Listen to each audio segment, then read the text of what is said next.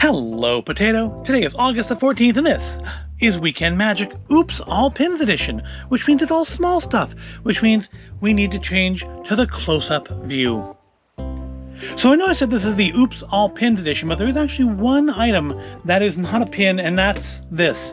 Yep, it's another Black Widow coin. I think there's just 4 of them now. We keep putting the code in when we order stuff, and they keep sending them. So I guess that means they still have them. Yep. So, try it, Code Natasha. I wonder, because on Monday, they're supposed to be releasing the Haunted Mansion key, which I'm thinking is going to be a giveaway because they're also releasing an Alice in Wonderland, Alice in Wonderland key 2-pack. So I'm thinking there'll be a code for the Haunted Mansion key. I'm thinking it'll be a giveaway. Code will probably be Leota, because Madame Leota's on it. So I'm wondering if this will still work with that. Guess we'll find out on Monday, and when I get my Haunted Mansion key, we'll find out in the video. Now, onto the pins. So I'm going to chop our pins up here into 3 segments. Marvel, Disney, and I have a wild card pin that's neither Marvel nor Disney. Let's start off with our Marvel, because that's where most of them are. We'll start off with this one. From Shop Disney, it is the Captain America. They actually released a series of these. I think there's like a Thor and an Iron Man, maybe 1 or 2 other ones. And I was actually planning on skipping them, but my wife ordered this for me when she ordered something else. It's open edition, it's $9.99, and as I guess is normal for the Marvel pins, it is not a Mickey back. It's not a pin trading pin. And that seems like a weird choice to me on Disney's part, but I think I say it every time I look at a Marvel pin. But it seems to be the consistent way of things now, so I guess I should stop talking about it. Now, my thought on the pin when I saw it online is that it looked very basic, it looked very flat, but it's actually not. I don't know if you can see on here very well. Maybe this way? I don't think it picks up well on camera, but Cap actually does stick out a little bit from the shield, and actually the star sticks out too. It's not a flat pin like it may look like it is. That's nice. It's the artwork is nice on it. It's got a neat little bit of a shine on the shield itself. But it's good artwork. It is actually a nicer pin than I thought it was going to be. I thought it was going to be a fairly cheap flat pin. But for $9.99, this isn't bad. It's a fairly good sized pin. It's got some nice detail, especially on the artwork of Cap there. And yeah, I'm not upset to have it in the collection. But now my completionist Pack Rat vibes are telling me I should try to get the rest of the set. And I'm fighting that. I am fighting that urge. Next, look at a pin that's not from the Disney store or Shop Disney. It's actually from Box Lunch, and it's the WandaVision cameo. And yeah, it's a neat, unique pin. It's actually done in a cameo style. It feels not maybe like an authentic cameo, at least not on the metal.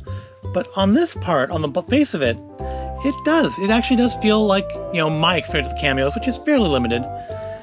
But interestingly enough, not only is the front of the pin unique, it's also not a stopper-backed pin. It's actually more of a safety pin. It does have a little latch here, so it's not going to fall off as easily. But it is more of a traditional cameo-style pin. And this was $14.90, and it was from Box Lunch. So yeah, it was just an interesting pin. I thought it was really unique. Kind of like the Loki for President pin that I picked up.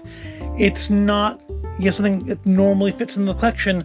It's a unique pin. It's not what I'd seen before, and I think it may have been the last one they had at my location. Yeah, interesting pin. And going back to Shop Disney, we have the ShangChi and the Legend of the Ten Rings pin. This is a limited release. Again, not Mickey backed. $15.99. I think it's still available. And again, I'm a little surprised. First of all, I love the kind of neon vibes this pin gives off. Can we take some? Can we take that? Ring it? I think we can. Let's just because the plastic I think really is obscuring our view on this one. So let's take it out. All right, there we go. I think that's a little bit easier to see now. I love the neon vibes this one's throwing off. I have no idea how relevant to the movie those are going to be, but I think they look really cool. And again, I'm a little surprised at this pin, kind of like I was with Captain America, and that is actually pin on pin. I was thinking it was a flat pin. And really, you can actually see there's an air gap. I don't know if you can see it on the camera, but there's airspace between Shang-Chi and the pin. Does it come off or something? Does it move? It doesn't seem like it's supposed to open. Oh, wait. Is it come off? It feels like it pulled away a little bit there. Like it's supposed to do something. I could just be breaking it. I really don't know. Well, it doesn't. Do we have to take it off the back? Something. Let's take off the backing. It's a chunky pin, but it feels like it should open or something. Okay, well, hopefully it was supposed to do that. If not, I've just wrecked the pin. I don't know why you do that. I think I may have just ruined the pin. We'll put it back. We'll put it back on the card. And we'll never speak of this again because I'll put it back in the plastic and nobody ever needs to know. If that's not supposed to do that, then my opinion of the pin just dropped quite a bit. I'll have to maybe go check on the Shop Disney site and see if it was supposed to do that. But I do think it's a cool looking pin. But yeah, if that's not supposed to come off, that's kind of a problem. But it's back on now. We'll put it away and we'll never tell anybody again. Nobody will know but you and me. We've got one more Marvel pin today, and that is this one, the D23 limited edition of 1966. Again, you can probably guess why, because it's for the 55th anniversary of the Black Panther. This one, oddly, is Mickey backed. I don't remember the price on this one, but again, it's a limited edition pin. I don't remember if it's still up there or not. I haven't looked in a couple of days for this particular pin. And yeah, I'm not taking this one out of the plastic, so we will just have to deal with the glare and the reflection of the camera in its surface. This is, again, like the D23 pins tend to be, it seems, more of a retro style pin. It's kind of inset. Nothing really sticks out so much as where the colors are. It almost caves in. But it's a very nice, striking picture of the Black Panther. Kind of retro-y, but I think more detailed than, say, he would have looked in a drawing from 55 years ago, but maybe not as super detailed as something today would look like. Just kind of gives it a nice timeless feel, a nice retro pin. It's good and chunky, so it's got two pin backs because it's kind of a big pin. Yeah, but it's a nice one. This is one I actually did choose myself because, you know, that's what you get D23 for, right? Is to get these limited edition pins. So that's it for our Marvel pins. Now let's make our way to the rivers of Disney with another D23 pin. This one, the limited edition Jungle Cruise pin. It's obviously from the boat, the Jungle Cruise of the movie, not the Jungle Cruise of the ride. And it's a limited edition of 1750. And you know what? I would really love a Lego set of this. Actually, I'd really love a Lego set of the ride boats, but I wouldn't mind this. Somebody on Lego Ideas has built one of these, and I've supported that. I would encourage you to go check it out too, because I would buy that set, but I would really love a Disneyland boat. This one also is a double Mickey backed, a little leopard back there. Again, I don't remember the price. I think it was like 20 or 25. I think Black Panther was too. And I don't know if it's still available or not, but you do have to be a D23 member to get it. And this is, of course, the L'Aquila. I haven't seen the movie yet. I don't know how to pronounce that. It's not named in the same style as the ride ones, though, is it? It's a nice pin, though. It's nice and detailed.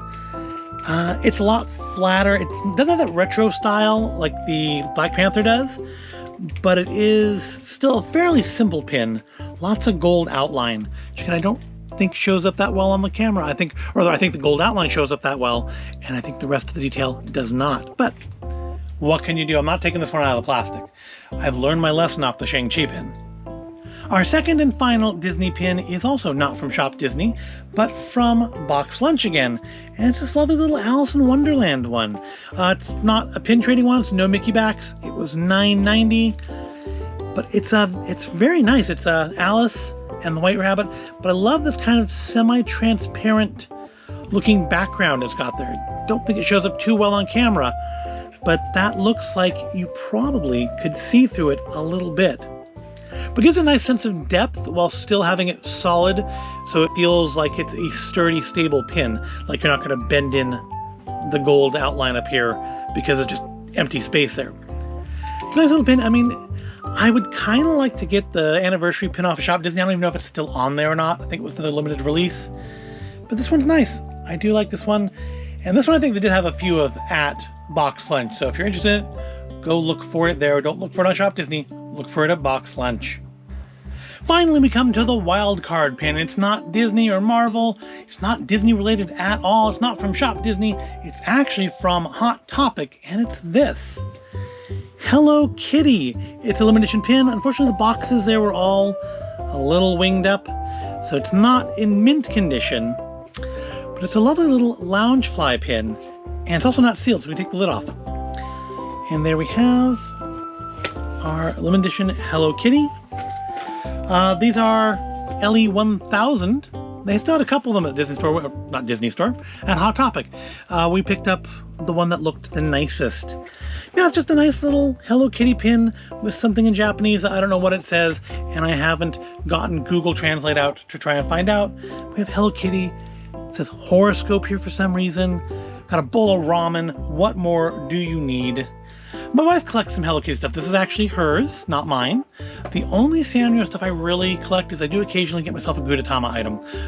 I do like Gudetama. Just got a lovely little attitude. Oh, and of course, a Gretzko. I do like a Gretzko. Let's not forget her. I forget that she's Sanrio sometimes. Just because she's the most un-Sanrio-like Sanrio character.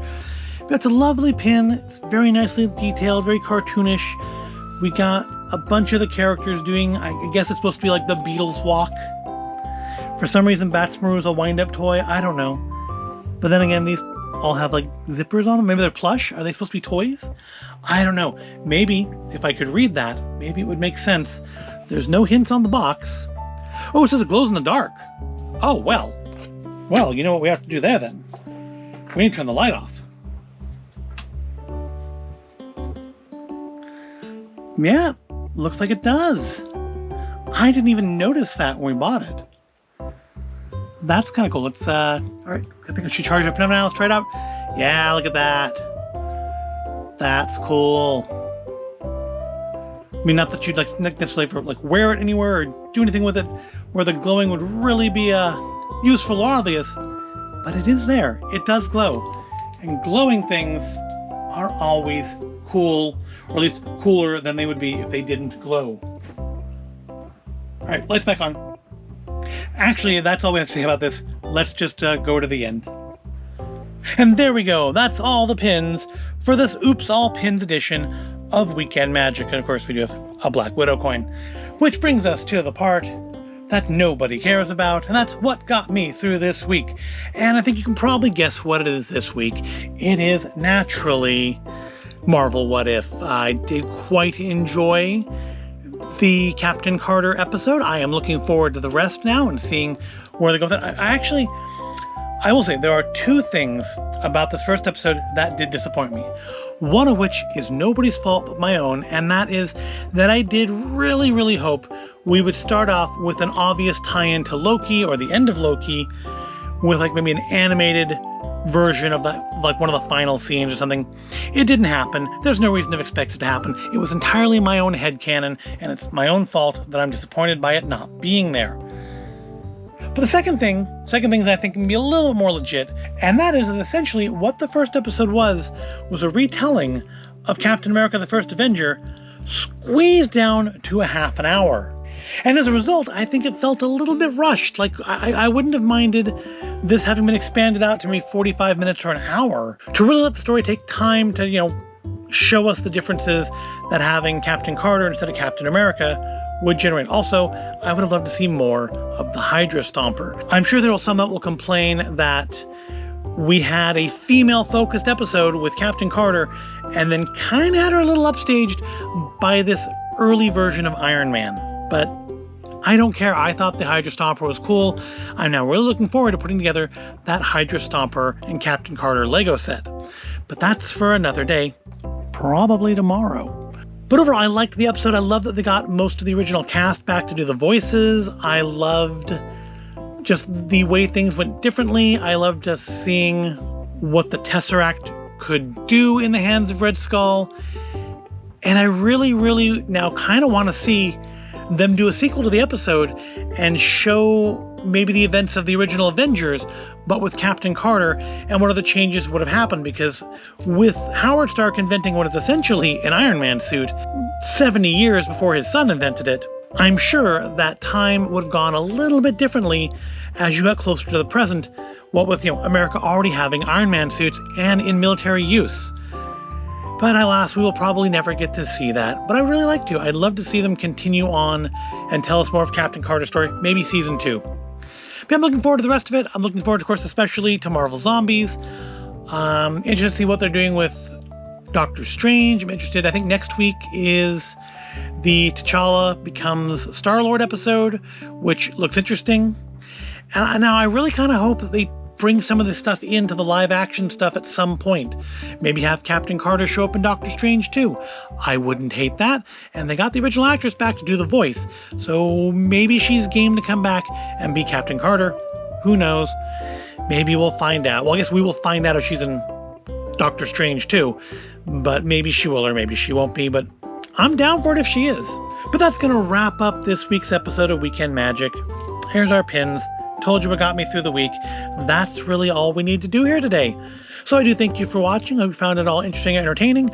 I, of course, would love to have you tell me what got you through this week down in the comments below.